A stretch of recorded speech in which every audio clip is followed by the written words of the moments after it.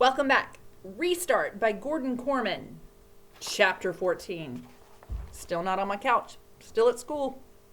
Such is the life of a teacher. All right, guys. Chapter 14 starts on page 108. Are you ready? I am. Whose point of view is this told from? Yep, we're back to Chase. I'm interested to see what his take on this situation is. Let's see. This one looks like it's a little bit long, so hang in there, kids. You ready?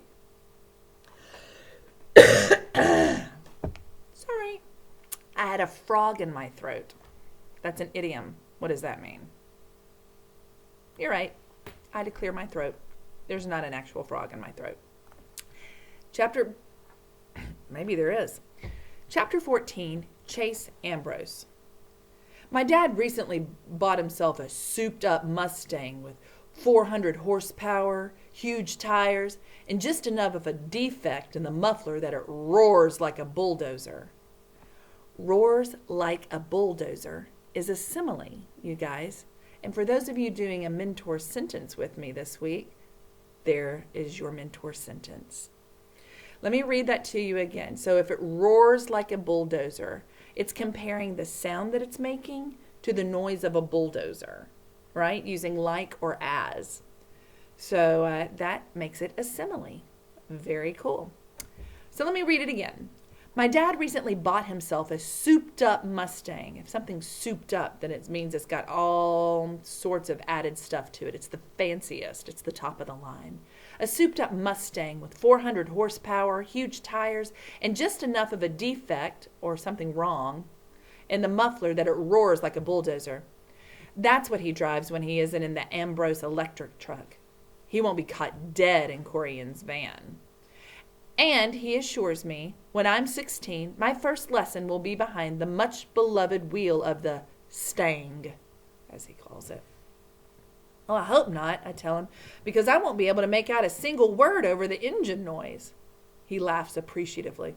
You won't be able to hear a police siren either, but you'll be able to outrun one. We pull up in front of the house, and he kills the engine so we can hear each other scream. Thanks for dinner, Dad. Corian's a great cook. The best. Helene's really fun, too. I guess we're turning into pretty good friends. He grimaces. Because you played princesses with her. Yeah, well, we were going to have an ultimate fighting match, but we couldn't find an octagon. Dad doesn't crack a smile. I guess you never struck me as the kind of kid who'd care whether or not he's pretty good friends with a 4-year-old. I shrug. She used to be afraid of me. Isn't this better? She wasn't afraid of you exactly, but you were different then. Tougher. Nobody messed with you. Think of Aaron and Bear. You know, like that. I'm having flashbacks of my wonderful toughness. Punching and shoving kids, kicking their heels out from under them in the halls. But it's not all bad stuff like that. I remember walking through the school with my shoulders back and my head held high. I remember feeling important and confident and powerful. Maybe some of that came from what a jerk I was, but surely not all of it. I was a star athlete and a state champion. I had lots of friends. I was somebody in this town. It's not a crime to be proud of that. I reached for the door handle. Anyway, thanks again, Dad. One more thing, champ, he says quickly. There's this doctor. He's a sports medicine expert, so he has a lot more experience than that quack Cooperman. I talked to his office, and he's willing to take a look at you and give us a second opinion. A second opinion? I echo. I know exactly what happened to me. What's a second opinion going to do? Get you on the field where you belong, he exclaims immediately. Even Cooperman admits that you've recovered.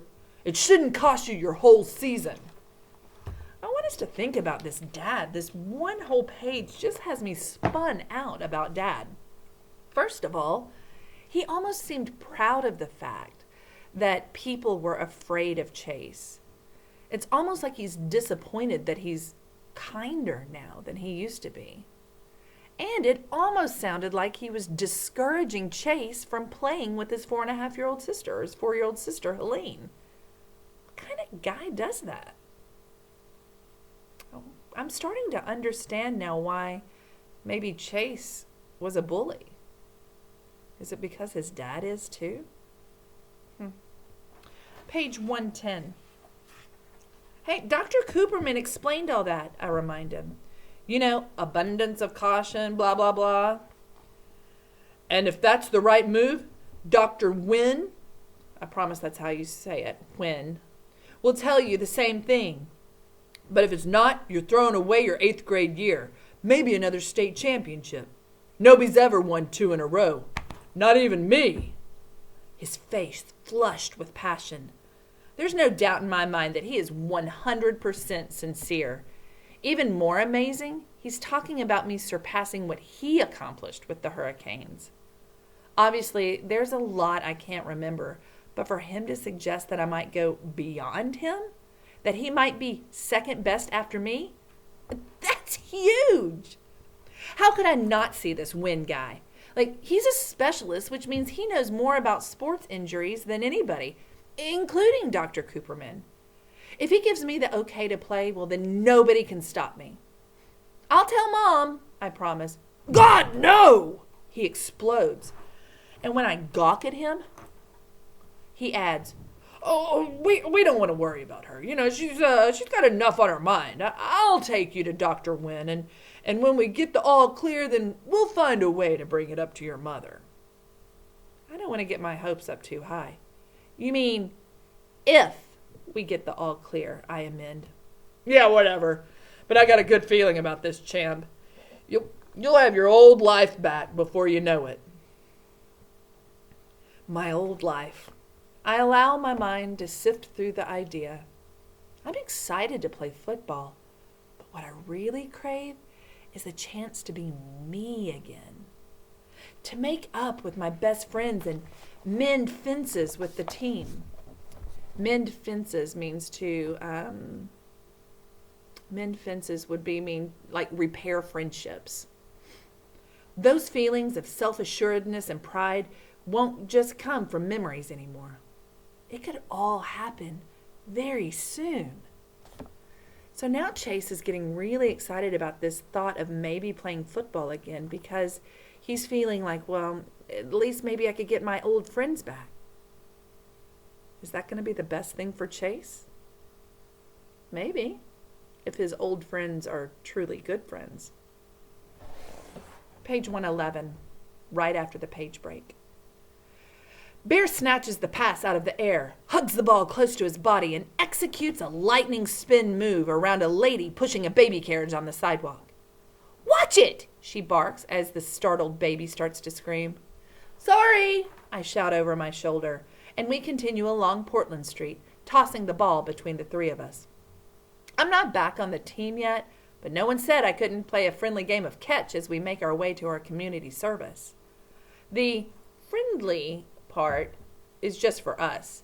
It doesn't include our fellow pedestrians. Pedestrians are people who are walking on the streets and sidewalks. But the fellow pedestrians who run for their lives when they see us coming. Hey, cut it out! Hey, watch where you're going! That's my head you almost took off! A 10-year-old kid lets loose a string of obscenities when we knock him off of his bike. Hey, you kiss your mother with that mouth? Aaron crows gleefully. Laughing, I haul the kid and his bike upright and turn back just in time to see the ball screaming at my face. At the last second, I reach up and I pick it out of the air. Huh, not bad, I think to myself. Top of page 112. Maybe I really am the star everyone says I used to be. Aaron and Bear are all power and no finesse. Aaron's even kind of a butterfingers. He's constantly running into the road after bouncing the ball amid squealing brakes and honks of outrage. But I seem to have some real skills and what Dad would call good hands. Great catch, Ambrose, Aaron bellows. Now you can see how much the Hurricanes need you. I grin, but I don't tell them about the appointment Dad's going to set up with Dr. Wynn. Now, I don't want them celebrating something that might not happen if the new doctor doesn't clear me to play. But he's going to. I can feel it. When we get to the Portland Street residence, I spy Shoshana just stepping in the front door. Luckily, Aaron's looking the other way, and I throw Bear a bullet pass to make sure he doesn't see her. It wouldn't be easy to explain to those guys that she and I are working together. I don't have a timesheet to sign, so when they head to the office, I make a beeline for Mr. Solway's room. I'll have to catch up with them at some point, but the way they goof off and eat cookies, I've got plenty of time. I don't feel great about running around behind their backs, but it's definitely easier this way. Why stir things up if I don't have to? Page 113. So, the Colonel is lecturing us on conserving resources, and right behind him on the landing strip, the PFCs are unloading the 6 coolers of pastrami sandwiches we had flown in from San Francisco. And we're praying that he doesn't turn around because we sent 2 pilots over 12,000 miles, including a stop at the Midway Islands, to get us lunch. We're breaking our arms, patting ourselves on the back that we got away with it, when the Colonel sniffs the air and says, "Call me crazy, but I could swear I smell pastrami." I cling harder. So pastrami, have you had that before? It's like a salty beef. It's like a lunch meat. It's really, really delicious. So it's like, you can buy it in the deli section where you get your turkey and your ham. Look for it, pastrami. You get it a lot up north, like in New York. They serve it a lot at delis. It's super delicious. I cling harder to the flip cam so my laughter won't make the picture jump. I can see that Shoshana, the interviewer, is actually biting the inside of her mouth to keep from cracking up. You don't want anything to interrupt Mr. Solway. Once he gets started, those stories just tumble out one after another. It's our 3rd day at Portland Street working with the old soldier, and our best yet. Shoshana had never planned on spending more than a couple of hours here, but neither of us counted on Mr. Solway having so much to say. Most of the time, it's all sarcasm, so it's hard to have a normal conversation with him. The big difference is Shoshana, who's a natural interviewer. She's so genuinely interested that she brings out the best in Mr. Solway. Some of the stories are sad, like losing friends in a battle or having to rescue children who had been orphaned by the war. Some are uplifting, the work of medics and nurses and the incredible heroism of ordinary soldiers. But amazingly, in the middle of all that suffering and violence, a lot of funny stuff happened too. Like the pastrami incident, or the time that General MacArthur's laundry was sent to their post by mistake, and they used his silk boxer shorts as party hats on New Year's Eve. I get the impression that Mr. Solway was the Army's version of a class clown, which doesn't really match the cranky old geezer he is now. Or maybe it does. I think of his mistrust of authority figures like doctors and administrators. He saw almost as many of those during the war as he does today in assisted living. After he took out that tank, he spent 5 weeks in the hospital. He was nearly court-martialed court-martialed means like arrested in the Army. He was almost court-martialed. Where is it? I lost my spot. Yeah. He was almost court-martialed for running an illegal gambling operation. He filled empty IV bags with helium and took bets on balloon races. While he's telling it to Shoshana, he is roaring with laughter. His face is pink from the joy of the memory. I had $50 on the hot water bottle. That was a lot of money in those days. And this crazy Texan threw a hypodermic needle like a dart, and it brought me down 3 feet shy of the finish line. I've never been so mad at anybody in my life. But I paid up. At least I was going to until the MPs, military police, raided the game. Party poopers. Engrossed in the story, I nearly missed the twin gasps from the hall. I glance over my shoulder to spy Aaron and Bear standing in the doorway, staring in bewilderment. Look up at the front. Bewilderment is related to the word bewildering. That just means wildly confused. Busted. Let's take a break. I sit down the camera and join them outside. What gives? Bear demands. First you come with us to community service when you don't even have to. Yeah, it's bad enough. But now you're making a movie about the place? It's for Video Club. And with Shoshana Weber? Aaron cuts me off. Her stupid family's the one that got us sentenced to the Graybeard Motel. Hey, maybe I'm trying to make things right with her, I defend myself. Maybe if I help her with my project, the family will be in a more forgiving mood. Yeah, that'll work, Aaron snorts. Listen, man, you might not remember how much the Webers hate our guts, but I do. If it was up to them, we wouldn't be on community service. We'd be on death row. But hey, it's all good. You want to spend time with people who curse the day you were born instead of your true friends? It's not like we can stop you.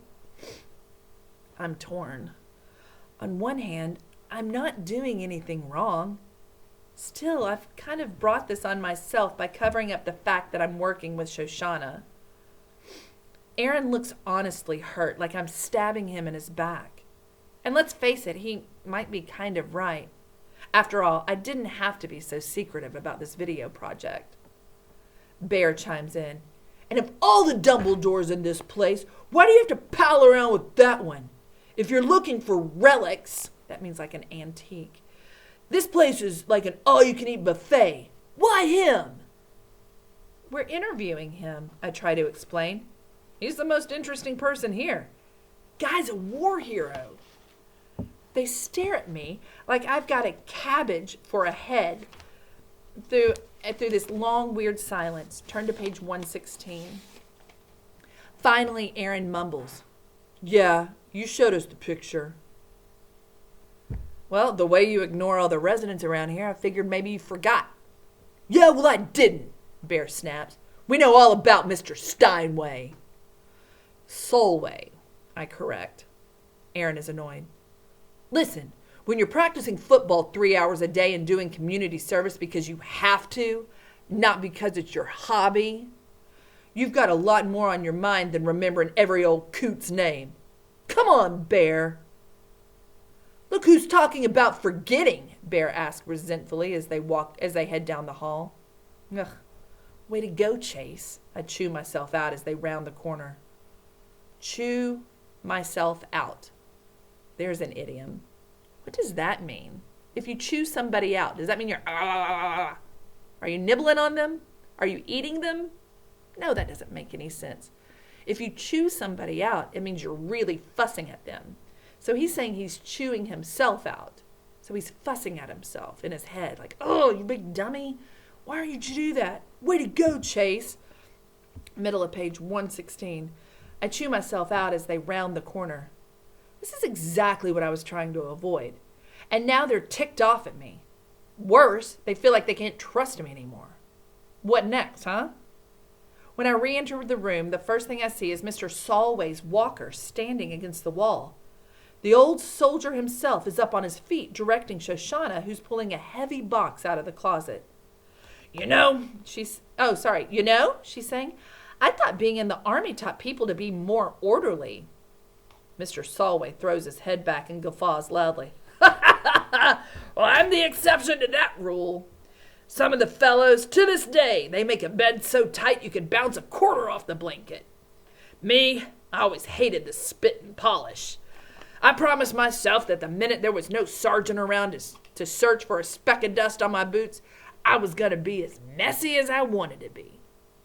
Well, in that case, Shoshana informs him, this closet is your crowning glory.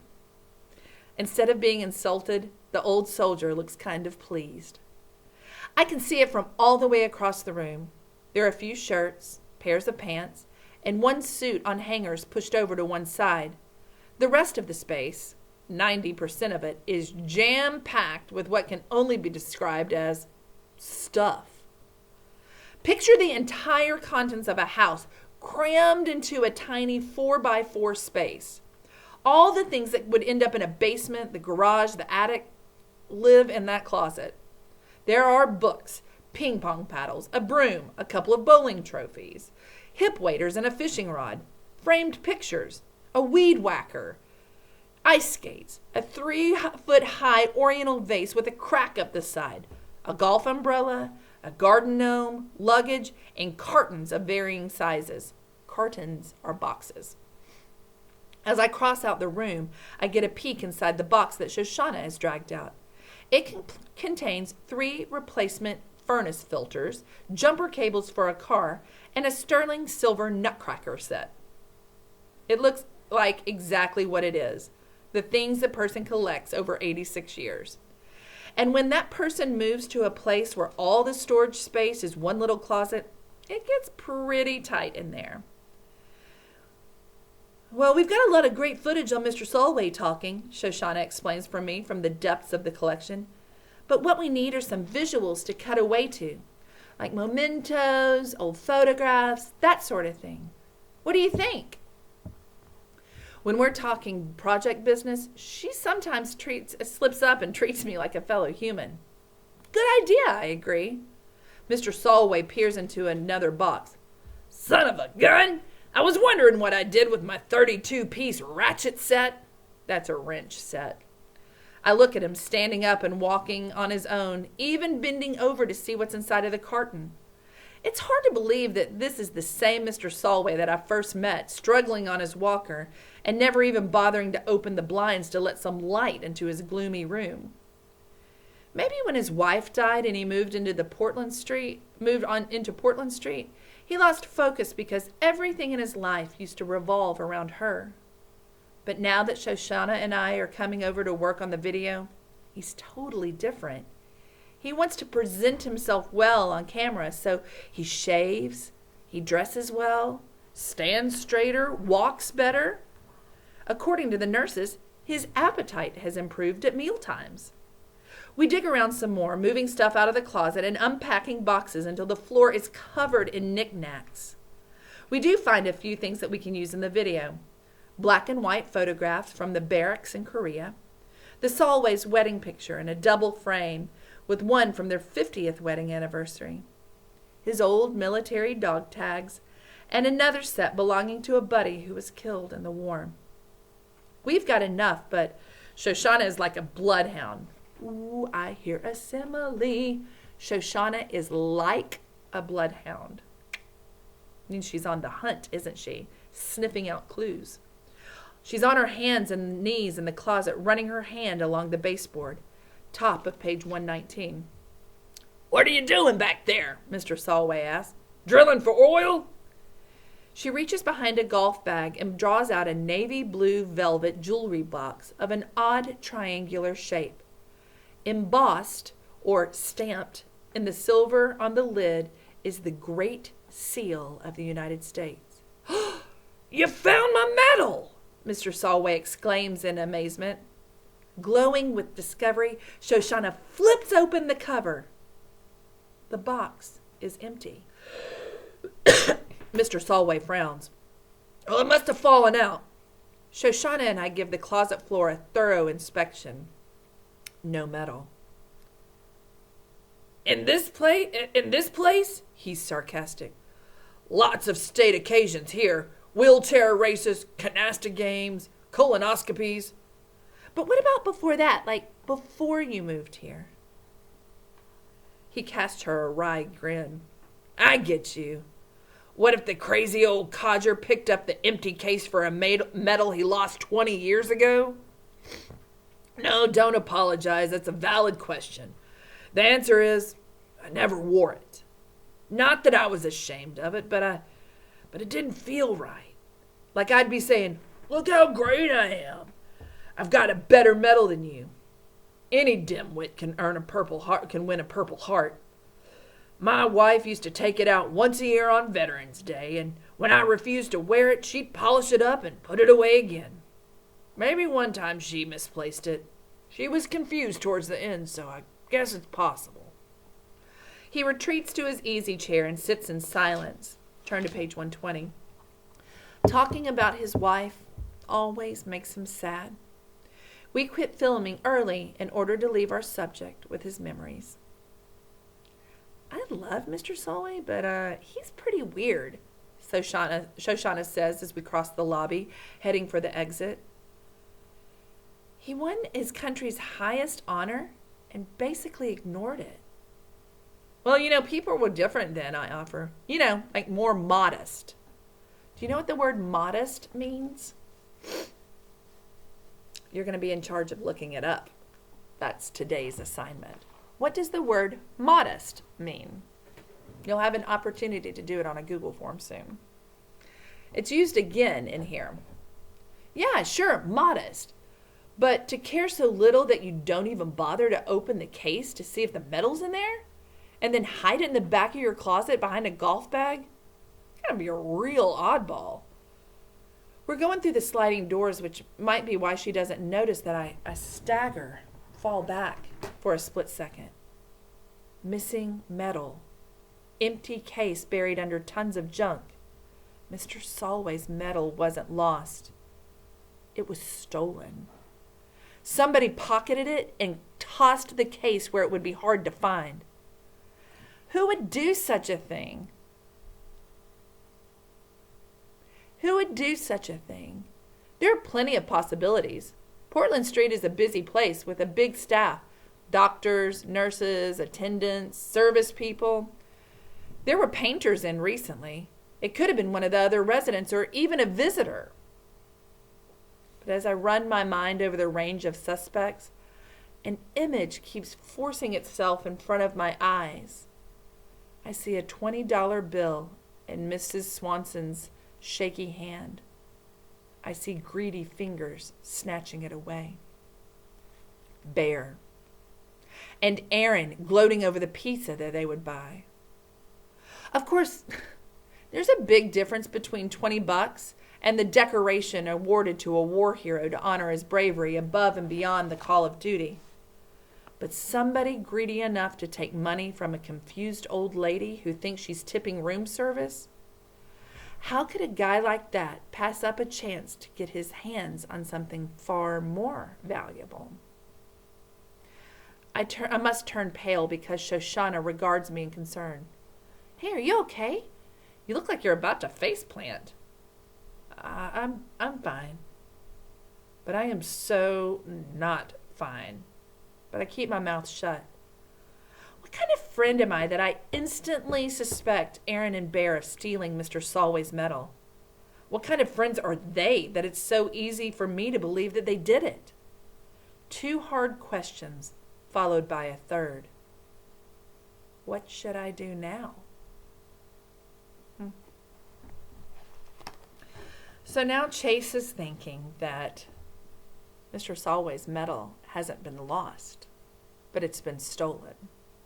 And not stolen just by any random nobody, but by his best friends. Do you think Chase is innocent in this? I want you to think back to those previous chapters when Aaron and Bear were talking about how Chase doesn't even know he's holding on to something so valuable. Could they be the same things? I think we probably need to read more to find out. I want you right now to look up the word modest. What do you think it means? I'll give you a chance to tell me later. Hope you guys are enjoying this book as much as I am. Have a great day and stay on task. I'm watching you. Okay, love you guys. Bye.